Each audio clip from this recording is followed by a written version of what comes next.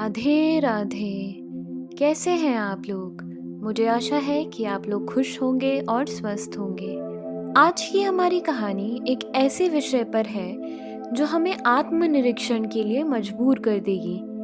कई बार एक गरीब का दिल बहुत अमीर होता है, क्योंकि अमीरी केवल पैसों की नहीं बल्कि नीयत की भी होती है। तो बढ़ते हैं अपनी कहानी की ओर। मैं कई दिनों से बेरोजगार था। एक एक रुपए की कीमत जैसे करोड़ों लग रही थी। इस उठापटक में था कि कहीं नौकरी लग जाए। आज एक इंटरव्यू था, पर दूसरे शहर जाने के लिए जेब में सिर्फ 10 रुपए थे। मुझे कम से कम 200 रुपए की जरूरत थी। अपने इकलौते इंटरव्यू वाले कपड़े रात में धो, पड़ोसी की प्रेस मांग के तैयार कर पहन, अपनी योग्यताओं की मोटी फाइल बगल में दबाकर 2 बिस्कुट खा के निकला। लिफ्ट ले, पैदल, जैसे तैसे चिलचिलाती धूप में तरबतर बस इस उम्मीद में स्टैंड पर पहुंचा कि शायद कोई पहचान वाला मिल जाए, जिससे सहायता लेकर इंटरव्यू के स्थान तक जा सकूं। काफी देर खड़े रहने के बाद भी कोई नहीं दिखा। मन में घबराहट और मायूसी थी। क्या करूंगा, अब कैसे पहुंचूंगा? पास के मंदिर पर जा पहुंचा। दर्शन कर सीढ़ियों पर बैठा था। मेरे पास में एक भिखारी बैठा था। उसके कटोरे में मेरी जेब और मेरे बैंक अकाउंट से भी ज्यादा पैसे पड़े थे। मेरी नजरें और हालात समझ के बोला, कुछ मदद चाहिए क्या? मैं बनावटी मुस्कुराहट के साथ बोला, आप क्या मदद करेंगे? चाहो तो मेरे सारे पैसे रख लो, वो मुस्कुराकर बोला। मैं चौंक गया। उसे कैसे पता मेरी जरूरत? मैंने कहा, क्यों? शायद आपको ज्यादा जरूरत है, वो गंभीरता से बोला। हाँ है तो, पर तुम्हारा क्या? तुम तो दिन भर मांग के कमाते हो, मैंने उसका पक्ष रखते हुए कहा। वो हंसता हुआ बोला, मैं नहीं मांगता साहब, लोग डाल जाते हैं मेरे कटोरे में पुण्य कमाने के लिए। मैं तो भिखारी हूँ, मुझे इनका कोई मोह नहीं। मुझे सिर्फ भूख लगती है, वो भी एक टाइम और कुछ दवाइयाँ, बस। मैं तो खुद ये सारे पैसे मंदिर की पेटी में डाल देता हूँ, वो सहज था कहते कहते। मैंने हैरानी से पूछा, फिर यहाँ बैठते क्यों हो?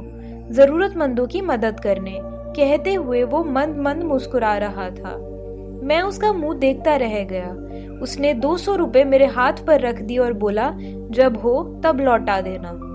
मैं उसका धन्यवाद जताता हुआ वहां से अपने गंतव्य तक पहुंचा। मेरा इंटरव्यू हुआ और सिलेक्शन भी। मैं खुशी खुशी वापस आया। सोचा उस भिखारी को धन्यवाद दे दूं। मैं मंदिर पहुंचा। बाहर सीढ़ियों पर भीड़ लगी थी। मैं घुस के अंदर पहुंचा। देखा वहीं भिखारी मरा पड़ा था। मैं भौचक्का रह गया। मैंने दूसरों से पूछा, ये कैसे हुआ? पता चला वो किसी बीमारी से परेशान था, सिर्फ दवाइयों पर जिंदा था। आज उसके पास दवाइयां नहीं थी और ना खरीदने के पैसे। मैं अवाक सा उस भिखारी को देख रहा था। अपनी दवाइयों के पैसे वो मुझे दे गया था। जिन पैसों पे उसकी जिंदगी का दारोमदार था, उन पैसों से मेरी जिंदगी बना दी थी। भीड़ में से कोई बोला, अच्छा हुआ मर गया, ये भिखारी भी बोझ होते हैं, कोई काम के नहीं। मेरी आंखें डबडबा गईं। वो भिखारी कहाँ था? वो तो मेरे लिए भगवान ही था, नेकी का फरिश्ता, मेरा भगवान। ईश्वर ने हमें जितना दिया है बहुत दिया है, क्योंकि बहुत से लोग हमसे कम में भी जीवन यापन कर रहे हैं। अगर ऊपर वाले ने हमारी जेब भरी है, तो उसका कुछ हिस्सा उन लोगों तक भी जाना चाहिए जो हमसे कमतर हैं, हमसे नीचे हैं। किसी गरीब को देते वक्त केवल दया नहीं परंतु समानता लाने की भावना भी होनी चाहिए, क्योंकि जो कर्म हम करते हैं और जैसी भावनाएं हम प्रकट करते हैं, हमारा समाज भी वैसा हो जाता है, क्योंकि हमसे ही समाज है। तो यह हमारी जिम्मेदारी है कि हम एक अच्छे समाज की नींव रखें। आपने इस कहानी से क्या सीखा, हमें कमेंट सेक्शन में ज़रूर बताएं। अगर आपको ये कहानी पसंद आई तो अपने फ्रेंड्स के साथ ज़रूर शेयर करें। ये कहानी सुनने के लिए आपका बहुत बहुत धन्यवाद। कल फिर मिलेंगे एक नई कहानी के साथ। तब तक के लिए आप अपना खूब सारा ध्यान रखिए।